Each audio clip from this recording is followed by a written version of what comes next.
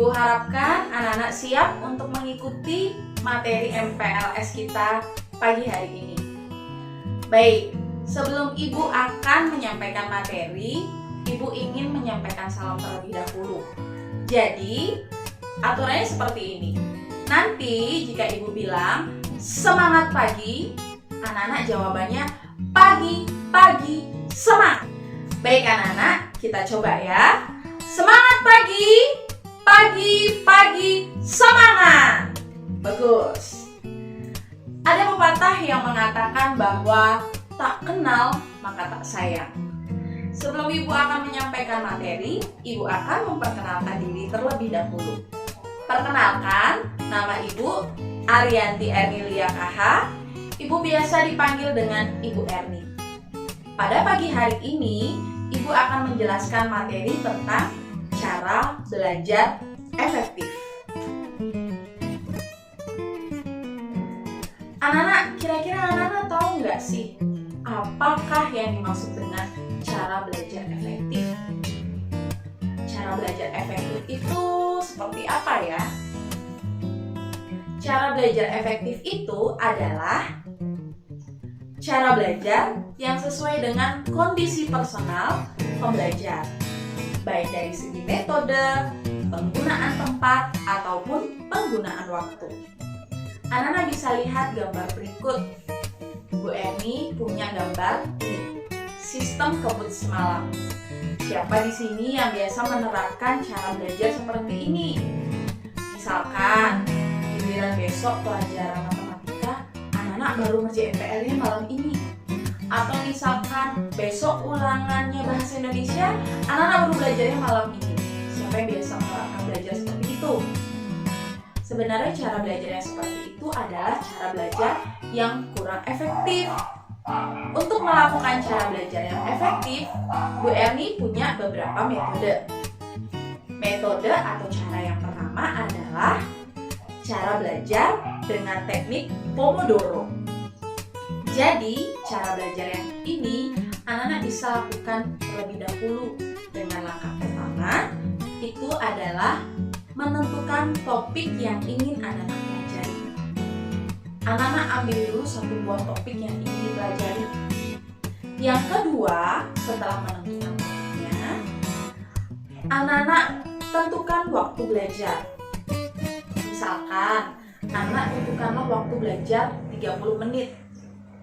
Langkah yang ketiga, setelah anak-anak menentukan waktu belajar, anak-anak fokus pada topik yang ingin dipelajari. Nah, fokus pada topik yang dipelajari. Jadi, selama 30 menit diharapkan anak-anak tidak ada yang mainan HP ataupun sambil menonton video atau sambil menonton TV. Langkah yang keempat, setelah anak-anak 30 menit belajar, anak-anak boleh istirahat sejenak. Kira-kira 5 menit atau 10 menit untuk merefreshingkan otak, menyegarkan otak anak-anak. Langkah ini bisa anak-anak lakukan berulang-ulang kali. Boleh dalam satu hari ataupun hari-hari berikutnya. Teknik yang kedua, teknik yang selanjutnya adalah teknik belajar Feynman. Teknik belajar ini adalah teknik seolah anak-anak sedang belajar mengajarkan temannya. Atau teknik ini biasa dikenal dengan tutor sebaya. Langkah-langkah yang bisa anak-anak lakukan, yang pertama, anak-anak pilih dulu materi yang ingin anak-anak pelajari. Setelah anak-anak memilih materi yang ingin dipelajari, anak-anak baca dan pahami materi tersebut dengan baik. Selanjutnya, anak-anak bisa menyiapkan selembar kertas atau buku catatan untuk meringkas kembali materi yang sudah anak-anak pahami dengan bahasa anak-anak. Jadi anak-anak bisa menulis kembali materi tersebut seolah-olah anak-anak sedang mengajarkan temannya. Dan yang selanjutnya, saat anak-anak menulis, pasti akan ada materi-materi atau bagian yang kurang anak-anak kuasai. Nah, tugas anak-anak di situ adalah anak-anak lebih dalam lagi untuk memahami materi tersebut. Anak-anak pelajari pelajari kembali sambil benar-benar bisa anak-anak jelaskan kemudian. Dan yang selanjutnya, jika anak-anak sudah mempelajari materi tersebut, jelaskan kembali materi tersebut dengan bahasa yang lebih sederhana dan mudah dipahami. Selanjutnya, jika anak-anak sudah melakukan semua langkah yang tadi Bu Eri kasih tahu, anak-anak bisa mengulangi cara tersebut dengan pengulangan selanjutnya agar anak-anak bisa semakin lancar untuk memahami materi yang ada. Langkah yang ketiga, atau cara dan teknik belajar yang ketiga, Bu Eri namakan teknik ini dengan Eat That Frog. Teknik ini itu merupakan teknik belajar dengan menentukan prioritas dan tidak menunda pekerjaan supaya anak-anak dapat menggunakan waktu dengan produktif. Jadi, untuk teknik ini yang harus anak-anak lakukan adalah mengerjakan yang paling prioritas. Sebelum anak-anak mengerjakan, perhatikan langkah-langkah berikut. Langkah yang pertama, itu adalah membuat daftar kegiatan yang dibagi menjadi beberapa kategori. Nah, kategorinya itu ada 4. Kategori yang pertama itu adalah kerjakan yang harus dikerjakan dan kamu ingin mengerjakannya. Kegiatan yang kedua, kegiatan yang harus dikerjakan dan anak-anak malas untuk mengerjakannya. Kegiatan yang ketiga, kegiatan yang tidak harus dikerjakan tetapi anak-anak tidak ingin atau malas mengerjakannya. Dan kegiatan yang keempat, kegiatan yang tidak penting tapi anak-anak ingin mengerjakannya. Kira-kira dari keempat itu, mana yang harus anak-anak dahulukan terlebih dahulu?